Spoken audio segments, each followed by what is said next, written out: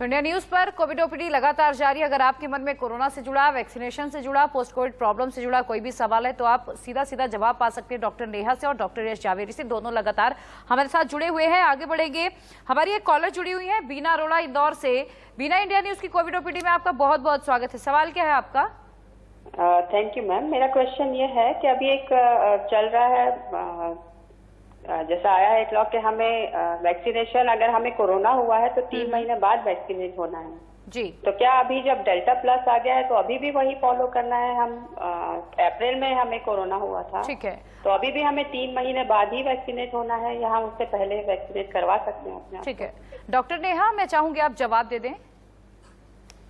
Ji, I think अभी भी हमें यही फॉलो करना पड़ेगा कि at least 3 months after recovery from Covid vaccination needs to be done. ये इसलिए भी है क्योंकि आप जब कोविड से रिकवर होते हैं तो जो इम्यूनिटी है वो यूजुअली एटलीस्ट 3 months लास्ट करती है, और भी ज्यादा लास्ट कर सकती है, बट फिर भी एटलीस्ट 3 months रहेगी। इसलिए 3 months after recovery vaccination, Covid vaccination कराइए। ठीक है, उम्मीद करते हैं बीना आपको जवाब मिल गया होगा। तो डॉक्टर नेहा और डॉक्टर यश लगातार हमारे साथ जुड़े हुए हैं। अगर आपके मन में कोई भी सवाल है कोरोना से जुड़ा तो आप लगातार इंडिया न्यूज जो नंबर फ्लैश कर रहा है आप उसमें कॉल कर सकते हैं। डॉक्टर नेहा और डॉक्टर यश आपको घर बैठे देंगे आपके सवालों का जवाब। फिलहाल वक्त एक छोटे से ब्रेक का, बने रहिएगा। तो इंडिया न्यूज पर कोविड ओपीडी लगातार जारी है। डॉक्टर नेहा गुप्ता, डॉक्टर यश जावेरी भी हमारे साथ लगातार जुड़े हुए हैं। तो अगर आपके मन में कोरोना से जुड़ा, वैक्सीनेशन से जुड़ा या फिर पोस्ट कोविड से जुड़ा कोई भी सवाल है तो आप इंडिया न्यूज पर कॉल कर सकते हैं। आपको सीधा हम जोड़ेंगे डॉक्टर से। डॉक्टर नेहा और डॉक्टर यश जावेरी आपको आपके सवालों का जवाब देंगे। डॉक्टर यश, मैं आपके पास आना चाहूंगी। चूंकि अब हमारे देश में डेल्टा प्लस के केसेस लगातार बढ़ते जा रहे हैं और ऐसे में क्या हमें ये एक इशारा समझ लेना चाहिए कि थर्ड वेव धीरे धीरे नॉक कर रही है? क्योंकि कहीं ऐसा ना हो अगर हम इसे नजरअंदाज कर दें, हम थर्ड वेव ना माने तो जो हाल हमने सेकेंड वेव में देखा वही हाल हमें थर्ड वेव में भी दिखाई दे। एकदम सही प्रश्न है आपका। और कोविड के बारे में हमें एक बात अच्छे से समझ लेनी है। कोविड के बारे में एक ही चीज प्रेडिक्टेबल है, वो है अनप्रेडिक्टेबिलिटी। जब भी वेव आती है हमारे पुराने एस्टिमेट, हमारे कंप्यूटर मॉडल सब फेल हो जाते हैं। इसलिए हमें कभी भी ढील नहीं बरतनी है। ये हमारे देश में दस्तक दे रही है और उम्मीद ऐसी की जाती है कि डेल्टा प्लस तीसरी वेव के आने में थोड़ी जल्दी कर सकता है। इसलिए अगर हमने ढिलाई बरती, खास करके अनलॉक की प्रोसेस जो बहुत तेजी से की गई है और लोगों ने अपना कोविड एप्रोप्रिएट बिहेवियर लार्जली छोड़ दिया है, ये 2 रिस्क फैक्टर हैं जो आने वाली तीसरी लहर को बहुत तेजी से ला सकते हैं। ऐसा लगता है हम तीसरी लहर को एक्चुअली इनवाइट कर रहे हैं। इसलिए बहुत जरूरी हो जाता है डेल्टा प्लस के वेरिएंट को और लैक ऑफ रेगुलेशंस को इस देश में देखते हुए कि हम कोविड एप्रोप्रिएट बिहेवियर को एक पर्सनल मिशन बनाएं और इसका हर हाल में पालन करें ताकि हम तीसरी लहर को कमजोर कर सकें या उसको डिले कर सकें। ठीक है, अब सोहन लाल हमारे साथ जुड़े हुए हैं, एक कॉलर। सोहन, इंडिया न्यूज की कोविड ओपीडी में बहुत बहुत स्वागत है। सवाल क्या है आपका? सोहन, आप मुझे सुन पा रहे हैं?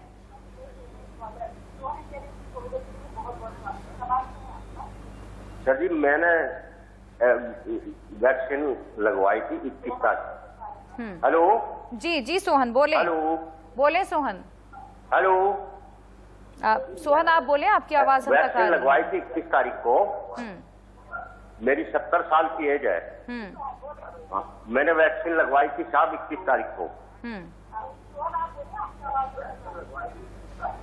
और तो आप ये जानना चाह रहे हैं क्या सोहन कि दूसरी डोज आपको कब लेनी है?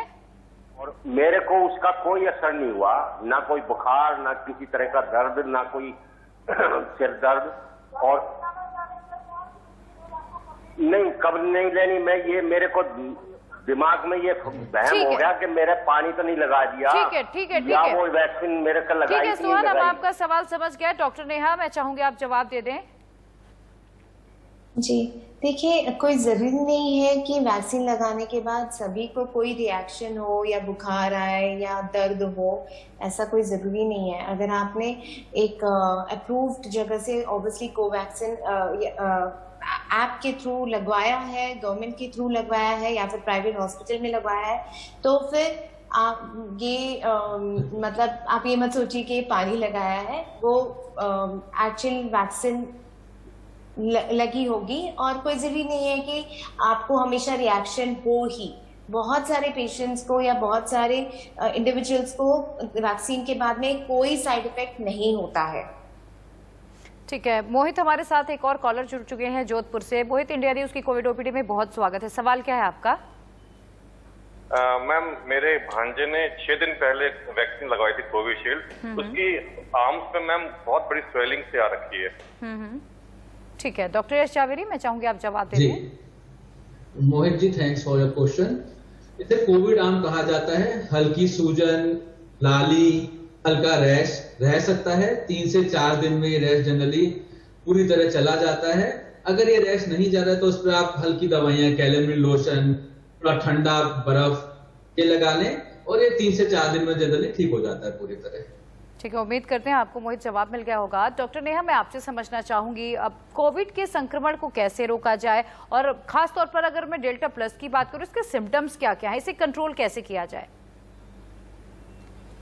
देखिए, सिम्टम्स मोस्टली जैसे कि कोविड के सिम्टम्स हैं, फीवर के साथ में या फिर गला खराब होना, नाक, कुछ लोगों में नाक भी बह सकती है, एंड लंग में इन्फेक्शन होना, सीवियर बॉडी एक, सिमिलर या फिर पेट में दर्द या फिर लूज मोशंस, ये सब भी आपके सिम्टम्स हो सकते हैं कोविड जो कि डेल्टा प्लस वेरिएंट के द्वारा हो रहा है।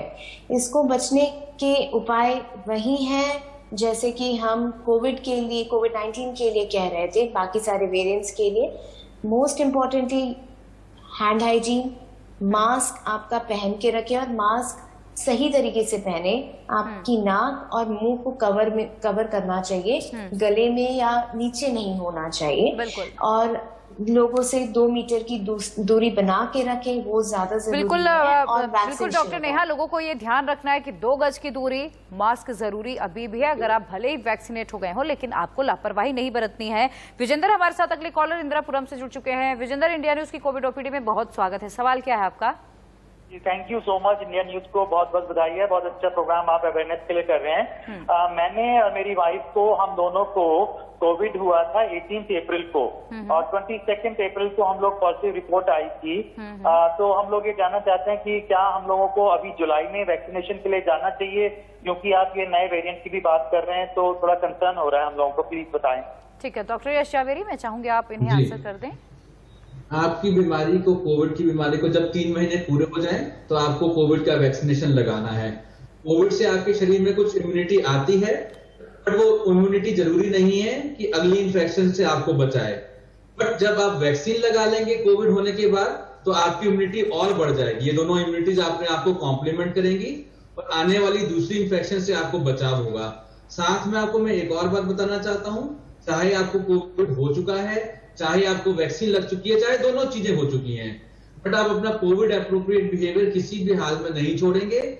तमाम वेरिएंट्स आने वाले और जो अभी हैं, इनसे इन्फेक्शन का रिस्क काफी ज्यादा है।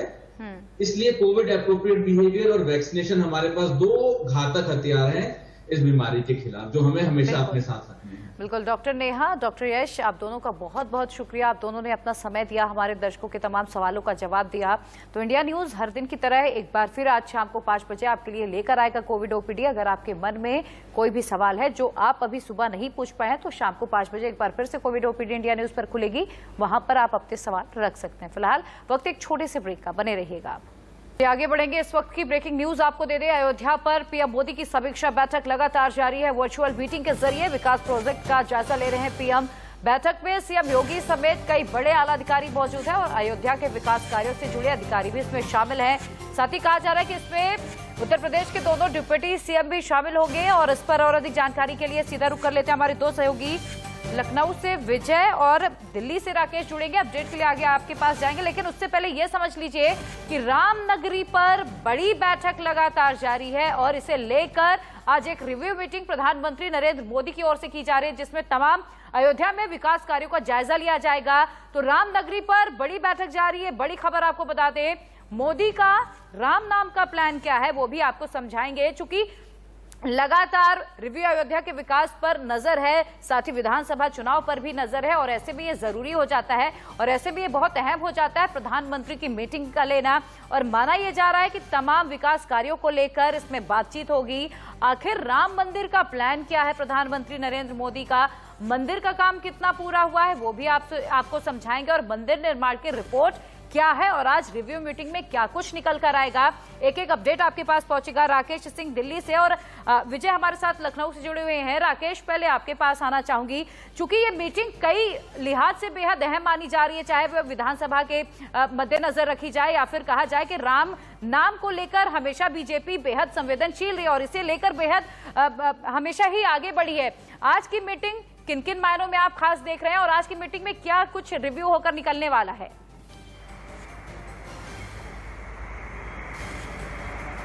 देखिए, प्रधानमंत्री के सामने पेश हो रहा है अयोध्या का विजन डॉक्यूमेंट और जो सूत्रों से हमें जानकारी मिल रही है उसके मुताबिक अयोध्या के सौंदर्यीकरण पर विस्तार से प्रेजेंटेशन दिया जा रहा है कि बैठक में सबसे महत्वपूर्ण बात यह है कि अब तक कितने विकास कार्य पूरे हो चुके हैं और किन कामों पर भविष्य में काम होने जा रहा है। सूत्रों की माने तो बैठक के दौरान अयोध्या के सौंदर्यीकरण पर विस्तार से बात हो रही है, साथ ही अयोध्या में बनने जा रही भगवान राम की प्रतिमा को लेकर भी चर्चा होने वाली है। कई ऐसी परियोजनाएं हैं जिनके जरिए अयोध्या को हेरिटेज सिटी बनाने पर जोर रहा है। ऐसे में विजन प्रेजेंटेशन के दौरान उस पहलू पर बातचीत होते हुए दिख रहे हैं। साफ तौर पर कहें तो ये महत्वपूर्ण बैठक जिसमें उत्तर प्रदेश के मुख्यमंत्री योगी आदित्यनाथ के साथ साथ दोनों डिप्टी सीएम और उत्तर प्रदेश सरकार के कई वरिष्ठ मंत्री और वरिष्ठ अधिकारी इस बैठक में शामिल हैं। लगातार प्रधानमंत्री को इस बाबत जानकारी दी जा रही है। ठीक है, विजय मिश्रा हमारे साथ, हमारे सहयोगी लखनऊ से जुड़े हैं और साथ ही उनके कांग्रेस नेता प्रमोद तिवारी भी उनके साथ मौजूद हैं। विजय, पहले मेरा आपसे एक सवाल और इसके बाद आप प्रमोद तिवारी से भी अपने सवाल कीजिएगा। मीटिंग में एजेंडा क्या है, क्या क्या निकलकर आज की मीटिंग में सामने आने वाला है और जिस तरह से श्री राम जन्मभूमि ट्रस्ट पर कई सवाल उठाए थे, चाहे वो कांग्रेस हो चाहे वो समाजवादी पार्टी हो, इसे लेकर स्टैंड क्या है अलग अलग पार्टियों का? जी बिल्कुल, मेरे साथ कांग्रेस के वरिष्ठ नेता प्रमोद जी हैं, इनसे भी मैं सवाल लूंगा, लेकिन सबसे पहले मैं डॉक्यूमेंट्री विजन के बारे में आपको बता दूं कि आज उद्देश्य क्या है सरकार का इस पूरे विजन को लेकर के। जो मेरी पर्यटन मंत्री जी से बात हुई थी इस पूरे विषय को लेकर के, उनका साफ कहना है कि जो डॉक्यूमेंट्री विजन है उसके जरिए से विकास कार्य कैसे होने वाले हैं वो तैयार होने वाली है और उसको लेकर के क्या समस्याएं आ रही हैं और कितना विकास कार्य हो पाया है, उसके लिए बजट क्या है, इन तमाम चीजों को लेकर के प्रधानमंत्री जी सीधे बातचीत कर रहे हैं। यहाँ पर मुख्यमंत्री जी के साथ जुड़े हुए हैं, दोनों डिप्टी सीएम भी इसमें अभी थोड़ी देर में जुड़ेंगे। साथ ही साथ नगर विकास मंत्री आशुतोष टंडन भी जुड़ेंगे, वित्त मंत्री सुरेश खन्ना को भी जोड़ा जाएगा बजट को लेकर के और सिंचाई मंत्री महेंद्र सिंह भी होंगे। ठीक है विजय, आप प्रमोद तिवारी जी से बातचीत करने की कोशिश कीजिए। ठीक है विजय, आप प्रमोद तिवारी से बात करें। जी बिल्कुल, इनसे मैं सवाल लेता हूं, कैसे देख रहे हैं पूरी अयोध्या के इस पूरे निर्माण कार्य को लेकर के और आज के डॉक्यूमेंट्री विजन की बैठक को लेकर कैसे क्या कहना चाहेंगे? मैं एक भरपूर कोशिश देख रहा हूं भारतीय जनता पार्टी सरकार की, मोदी और योगी की, कि इसको खिसकाओ चुनाव के करीब ले चलो, विधानसभा चुनाव, लोकसभा चुनाव, क्योंकि भारतीय जनता पार्टी अभी तक जितने चुनाव लड़ती रही है वो मंदिर की बैसाखी पे, और ये फैसला सुप्रीम कोर्ट का पहले आ गया जो इनको सूट नहीं कर रहा है। मेरा सिर्फ ये कहना है कि सर्वोच्च न्यायालय के निर्णय की पृष्ठभूमि में जो विवादित स्थल था राम जन्मभूमि का, वो तो खाली, अरे हवाई अड्डे का लेते रहना, 2 करोड़ की जमीन 18 करोड़ में खरीदते रहना, लूट खसोट करते रहना, घोटाले करते रहना, पर भगवान राम के भव्य मंदिर पर अभी तक एक ईंट भी नहीं रखी गई। ये मैं बात करना चाहता हूं। इनका विजन तो मोदी जी का मेक इन इंडिया भी देखा है, 2 करोड़ रोजगार भी विजन देखा है, इनका विजन देखा है, हर विजन जो है कि हम तो दुनिया में सर्वश्रेष्ठ हैं, कोरोना को रोकने में लाखों लाशें तैरती देखी हैं। तो हमारा बहुत स्पष्ट कर दूं, मेरा ये विचार है कि सर्वोच्च न्यायालय के निर्णय के अनुसार राम जन्मभूमि खाली है, वहाँ किसी तरह का विवाद नहीं है, ना कोई कर रहा है, वहाँ पर मंदिर के निर्माण की प्रक्रिया शुरू होनी चाहिए। उसे चुनावी एजेंडा नहीं बनाना चाहिए कि हम चुनाव के पास करें और विजन से। अब जब लेकिन अगर इस तरह का बैठक नहीं होगी, ऐसी टीम नहीं बनाई जाएगी, इस पर पूरी तरह से ध्यान रखने के लिए बाकायदा टीम वर्क नहीं होगा, तो बड़े बड़े अगर कुछ भी ऐसा ऊपर नीचे हुआ तो आप तो घोटाले का आरोप लगा देंगे, तुरंत कह देंगे अरे भाई इसमें घोटाला हो गया, इसमें इस तरह का बवाल हो गया। देखिए 2 करोड़ की जमीन 5 मिनट में अगर 18 करोड़ में खरीदी जाएगी, उसी परिवार के लोग 2 करोड़ की जमीन 8 करोड़ में खरीदेंगे, तो फिर घोटाला जो होगा तो उसे घोटाला कहा जाएगा। उसको सबको छोड़िए, वो ज़मीन 3 किलोमीटर दूर है, वो ज़मीन राम जन्मभूमि का हिस्सा नहीं है जो दूसरी वाली है। हमारा कहना है राम जन्मभूमि का जो विवादित स्थल था, जिस पर सुप्रीम कोर्ट के फैसले के साथ जगह खाली पड़ी, अरे वहां कुछ निर्माण तो दिखाओ, एक आध ईंट तो लगाओ। ये विजन ही विजन करते चले जा रहे हो। आज हर आदमी की इच्छा है कि भव्य राम मंदिर का निर्माण उस स्थल पर हो जहां सुप्रीम कोर्ट का फैसला आया और मस्जिद वहां बने जहां पर बन रही। आप जाएंगे दर्शन करने मंदिर बनने के बाद? देखिए मैं तो पर्यटन मंत्री रहा हूं। पर्यटन मंत्री के रूप में राम की पैड़ी मेरे ही समय में बनी। पंडित श्रीपद मिश्रा मुख्यमंत्री थे, वीर बहादुर सिंह जी थे, और उस समय तो हम कई बार दर्शन किए जब भाजपाई पास नहीं भटकते थे, तो उस समय भी मैंने दर्शन किया है।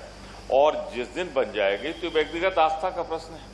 आज भी मैं जब अयोध्या से गुजरता हूं तो हनुमानगढ़ी के दर्शन जरूर करता हूं। भाजपा ने उसको तो बंद करा रखा है। जब बन जाएगा राम जन्मभूमि का निर्माण, भव्य मंदिर बन जाएगा तो मैं जाऊंगा, दर्शन करूंगा।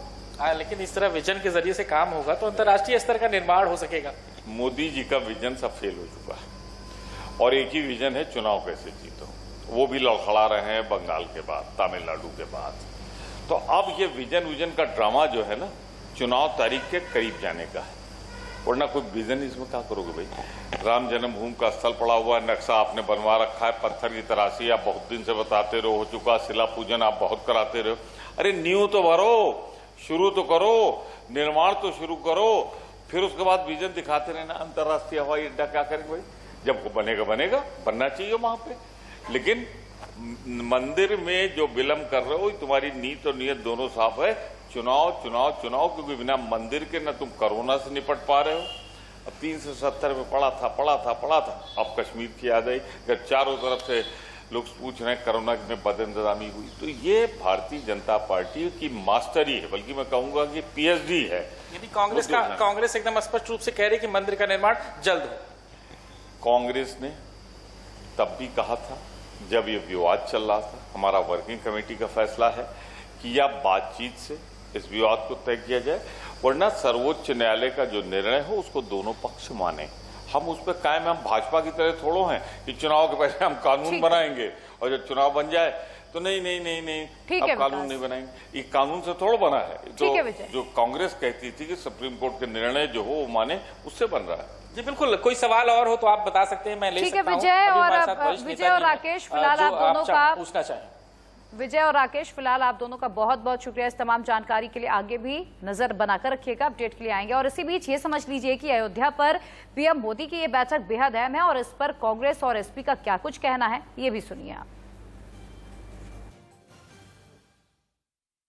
मंदिर का निर्माण हो रहा है, ट्रस्ट भी बना है, ट्रस्ट पर गंभीर आरोप लगे हैं प्रधानमंत्री जी को और योगी आदित्यनाथ जी को। पहले इस बारे में बताना चाहिए कि जो गंभीर आरोप लगे हैं, जो ट्रस्ट पर गंभीर आरोप लगे हैं, मंदिर का निर्माण तो सुप्रीम कोर्ट के आदेश पर हो ही रहा है, मगर जो गंभीर आरोप लगे उस पर भी योगी आदित्यनाथ जी को, प्रधानमंत्री जी को संज्ञान में लेना चाहिए। प्रधानमंत्री जी के पास इस देश के लिए कोई प्लान नहीं है। क्या प्रधानमंत्री जी के लिए के पास जो प्लान है कि हमारे देश की किसान नीति क्या है? अभी भी किसान दिल्ली में बैठे हुए हैं। क्या प्रधानमंत्री जी को मालूम है कि हमारी स्वास्थ्य नीति का क्या प्लान है? मंदिर का मुद्दा सॉल्व हो चुका है, जो ट्रस्ट बना है वो अपना काम कर रहा है।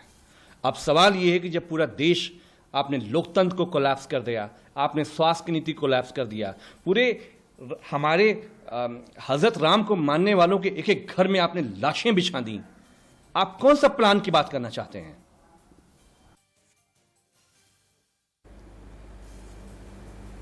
तो अब ये भी समझ लीजिए कि पीएम मोदी का अयोध्या प्लान आखिर क्या है और किस तरह से मास्टर प्लान पर आज चर्चा हो रही है। लगातार प्रधानमंत्री नरेंद्र मोदी की मीटिंग जारी है, इसमें विकास कार्यों की समीक्षा की जाएगी और इसके लिए तमाम जो योजनाएं हैं वो भी तैयार की जाएंगी। तीर्थ नगरी को स्मार्ट अयोध्या के रूप में विकसित करने की भी योजना है प्रधानमंत्री की। साथ ही राम मंदिर से लेकर सरयू घाट के सौंदर्यीकरण की भी बात कही जा रही है। इसके अलावा भगवान राम की प्रतिमा तक की परियोजनाओं पर भी आज चर्चा हो सकती है। 20,000 करोड़ रुपए की विकास योजनाओं पर भी चर्चा संभव है। और अब राम मंदिर निर्माण में अब तक क्या क्या हुआ है, कितना कार्य हो चुका है, वो भी समझ लीजिए। निर्माण का काम एक बार फिर से दोबारा तेजी से शुरू किया गया, चूंकि कोरोना काल के चलते इसे कुछ टाइम तक रोक दिया गया था, लेकिन अब जब स्थिति थोड़ी नॉर्मल हो गई तो एक बार फिर से तेजी लाई गई है निर्माण कार्य में। 2 शिफ्टों में काम चल रहा है। 18 से 20 घंटे तक जो मजदूर हैं वहां पर काम कर रहे हैं। राम मंदिर के लिए 50 फीट गहरी नींव पहले ही खोदी गई है और मंदिर के निर्माण के लिए लगातार हैवी रोलर भी चला रहे हैं। राम मंदिर के लिए अभी तक 7 लेयर पड़ चुकी हैं। लगभग 6 फीट ऊपर की बुनियादी का फाउंडेशन भी तैयार हो चुका है। मजदूर कंक्रीट की 1 फुट मोटी लेयर को दबा दबाकर 10 इंच में तब्दील कर रहे हैं और 24 घंटे परिसर की निगरानी भी की जा रही है। माना यह जा रहा है कि मार्च 2024 तक मंदिर का निर्माण कार्य पूरा हो जाएगा और सरकार ने ऐसा ही अपना टारगेट रखा है। अब पूरी दुनिया भर को, अब साथ ही भारत की बात करें तो भारत को अनूठे मंदिर पर बेहद गर्व है। अनूठा क्यों है वो भी समझ लीजिए। पूरा मंदिर पिलर पर बेस्ड होगा। हर खंबे पर बारीक नक्काशी की जाएगी। तराशे हुए 200 खंभों पर टिका होगा ये राम मंदिर और उसमें राम का नाम भी होगा। मंदिर की ऊंचाई 161 फुट की होगी और मंदिर की तरफ 3 सीढ़ियां होंगी जो भगवान राम के दरवाजे तक जाएंगी। हर सीढ़ी पर 25 पायदान होंगे। पहली दूसरी मंजिल पर अट्टालिकाएं भी होंगी और बेहतरीन शिल्पकला का नमूना होगा ये मंदिर।